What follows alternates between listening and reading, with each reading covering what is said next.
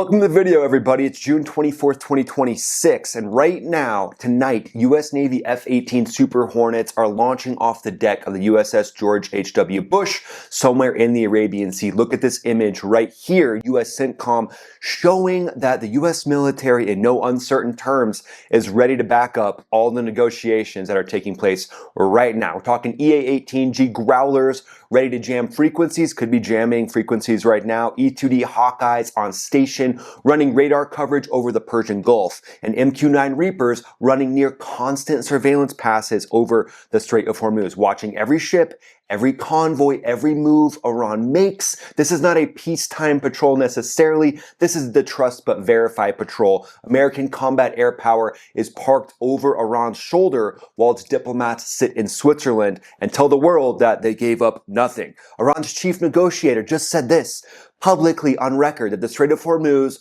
will, quote, never return to its pre-war conditions. Are we kind of seeing the trend with Iran at this point? Anybody getting bad memories of that bad X? Iran's foreign ministry said there are zero plans for IAEA nuclear inspectors to enter the country, and Iran state media called the entire deal a U.S. defeat. Yeah, your Navy's at the bottom of the ocean, your ballistic missile bunkers are basically all blown up. But yeah, you've defeated the US, of course. Here's what's actually happening on the water though. Ships are crossing through the Strait of Hormuz, and that has tripled in 1 week. Sanctions have been waived to allow Iran to get food to their people because the situation is so dire. Iran's negotiators are coming to Switzerland for the negotiations. The IAEA chief said from Japan this morning that inspections are going to happen. Quote, this is going to happen. So which is it? Is Iran winning, or are the Mullahs negotiating with two U.S. carrier strike groups parked on their doorstep just saying, hey, you guys doing okay in there? Here's what President Trump said on Truth Social. He said, Iran has informed the U.S. that despite troublemaking fake news reporting to the contrary, there are no tolls, no insurance costs, and no other charges of any kind being sought or received by Iran on ships traveling the Strait of Hormuz. If this is false information, negotiations would end immediately. Additionally, no money has been given to Iran or released from their money to them. But the U.S. will be releasing some of their money that is totally controlled by us to our farmers and ranchers for the purchase of corn, wheat, soybeans, and more. Food is desperately needed in Iran, and we will be purchasing it for them exclusively from the United States.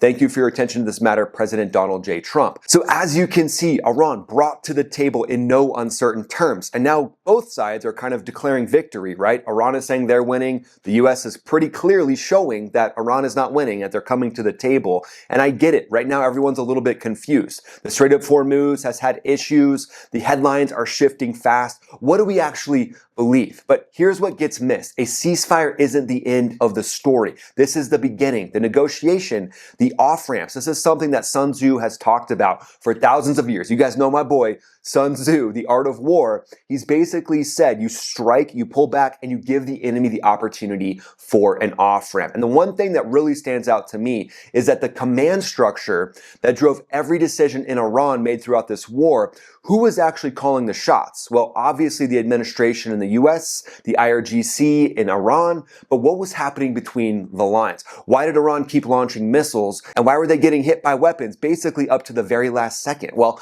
I spent years involved planning for this war itself. I have an idea of what actually happened beneath it all and the gray areas of warfare. And here's the interesting thing. The gray areas of warfare, the things between the lines, you can actually learn from those and apply it to your own life. And that's what I put in The Art of Modern War. I put the full picture in there, not the press release version, not the cable news version, the strategic reality of what just happened in Iran, what happened in Venezuela, what we could see happen in Cuba, and what we could see with warfare moving forward. So every video I make here is kind of a little teaser, a little breakdown. The book is the full framework, showing you how you can use these insights in your own personal or professional life. You can pre-order it signed or unsigned at mabbook.com. Had to give you an acronym there. The link is in the description. Thanks for supporting me by picking up a copy of the book. But today I want to break down the gap between what is being said in the corporate media, what we're hearing out of the IRGC, and what's happening at the negotiation table that's backed up by military hardware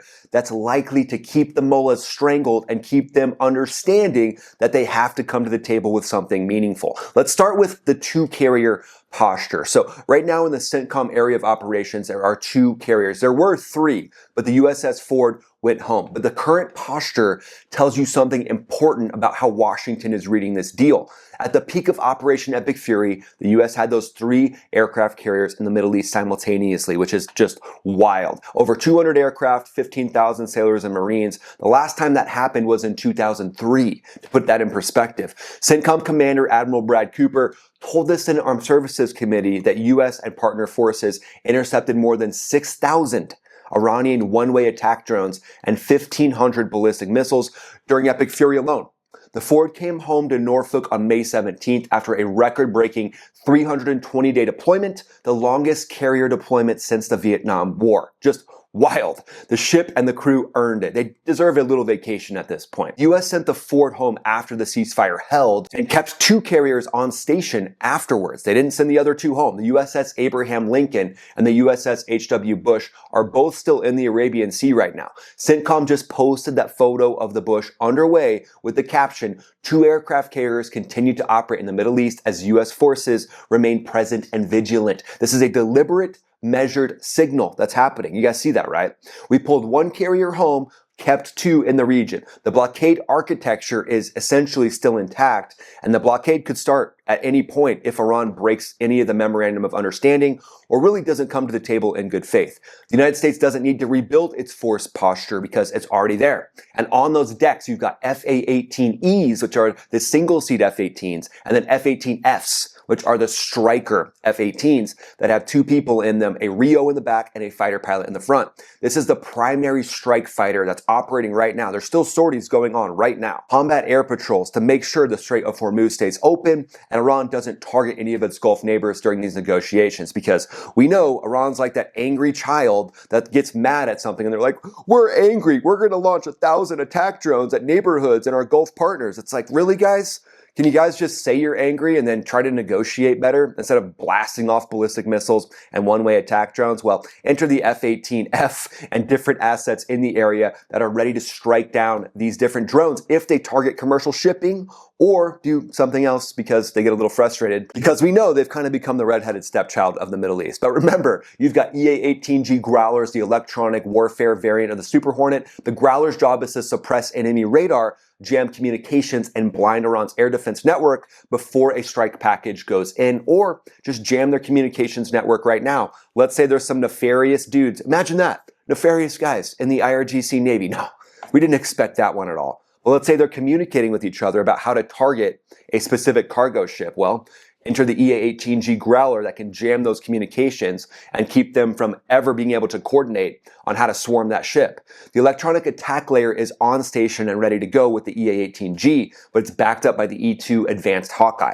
That's the carrier's eyes in the sky. The Hawkeye is an airborne early warning and command aircraft running radar coverage over massive swaths of the Persian Gulf and the Strait of Hormuz. It can track every aircraft, every surface vessel, every anomaly. Oh, weird. We just saw a few fast attack craft leave from the Ayatollah's vacation house. Yeah, I'm sure they're just out on a midnight cruise. Yeah. I'm sure they're just out sightseeing, doing some whale watching. So just watching and waiting and making sure they're not harassing commercial ships. This thing sees everything, it directs traffic. While the diplomats talk in Switzerland, all this hard power has never been more important. But here's where it gets interesting. Their surveillance architecture over the Strait of Hormuz, it isn't just manned aircraft. There's no confirmed reports of SHIELD AI's XBAT being there, but I want to talk about it because this would be perfect for this theater. And in my opinion, it will be used in a lot of theaters moving forward.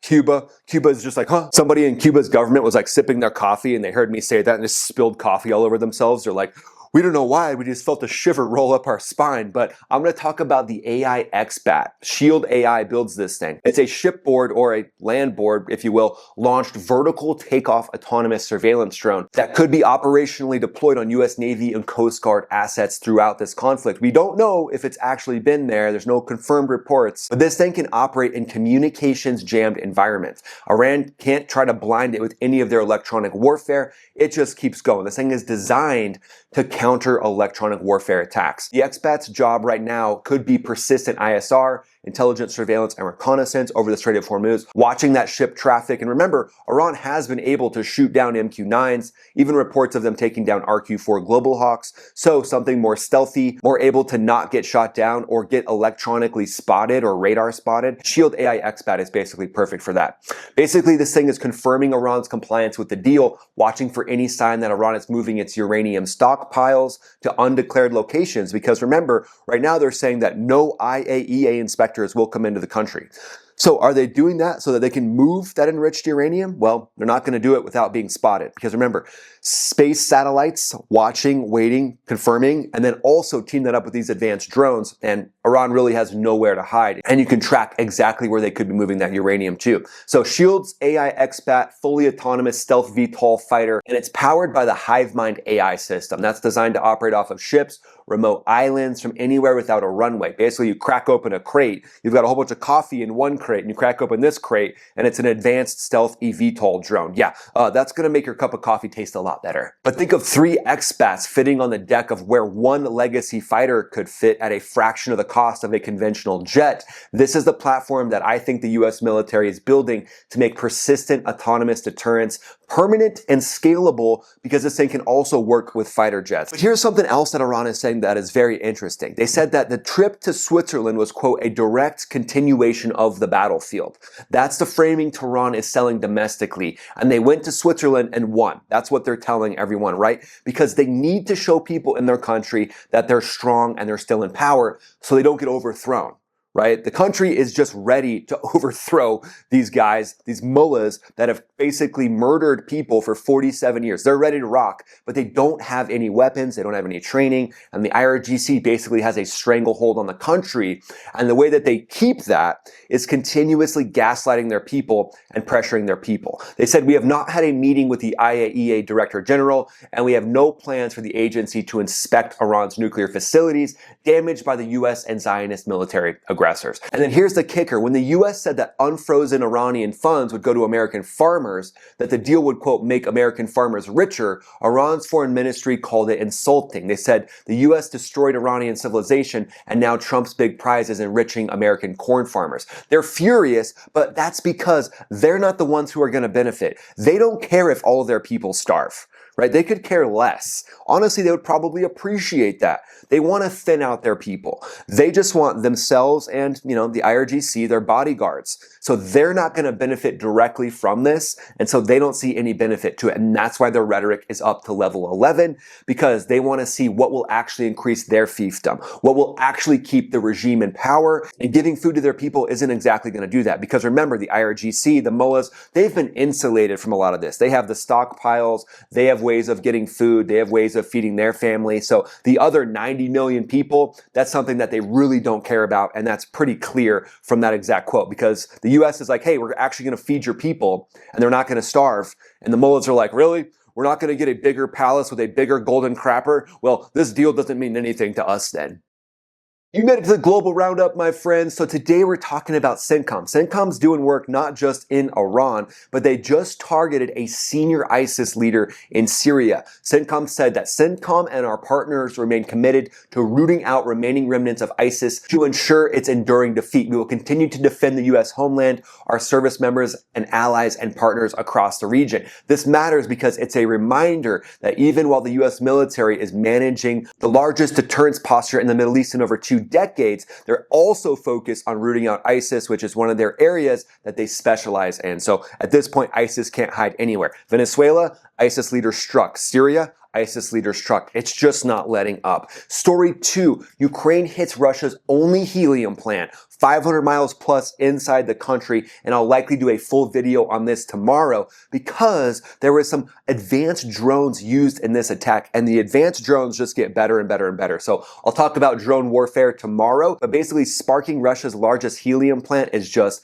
massive. And that brings us to the 40 chess strategic analysis section, my friends, because right now the strategic military posture in the region is the negotiation policy. It's the muscle behind the negotiation that actually gets something done. And then remember, Iran's leadership has 2 audiences, the international negotiating table and the Iranian street. So what they say publicly about never surrendering Hormuz, ZERO IAEA plans is domestic politics. The Revolutionary Guard Corps hardliners, the clerics, they can't be seen as accepting American terms to their people. So Iran's negotiators go to Switzerland, they make real concessions in the room, and then their foreign ministry spokesperson goes to a press conference and says the exact opposite. It's the performance theater of politics that the mullahs have to do to keep power in Iran. And they are very scared right now of losing power and some sort of an uprising taking place. So what do you guys think? What do you guys think happens with these negotiations? Do you think the US military goes from a strategic deterrence posture to actually a hot kinetic posture? Again, let me know what you think in the comments below. Would love to hear your thoughts. Go ahead and follow me on X, follow me on Instagram. I'm posting there pretty much every day. And watch this next video that pops up right here. It says Ryan, also known as Max Afterburner, signing off. Yeah, look at the rhetoric coming out of Tehran. It's kind of like a guy on a radio talking to another IRGC member at a rock concert. He's like, yeah, we have to give up some concessions and let nuclear inspectors in. And the guy's like, what? Wait, I can't hear you. Did you say that actually we're not letting any inspectors in and that we are telling our own people that we're completely winning everything? And the guy on the other end of the radio is like, I don't know. I can't really hear you either. What are you saying? Are you saying that we're winning? And the guy's like, yeah, I'm just saying that we're winning. And the guy's like, okay, cool. Yeah, let's just tell everyone, I can't hear you. The music's too loud. This is basically the communication between the negotiators and what's being said to the people of Iran. The biggest gaslighting operation of all time.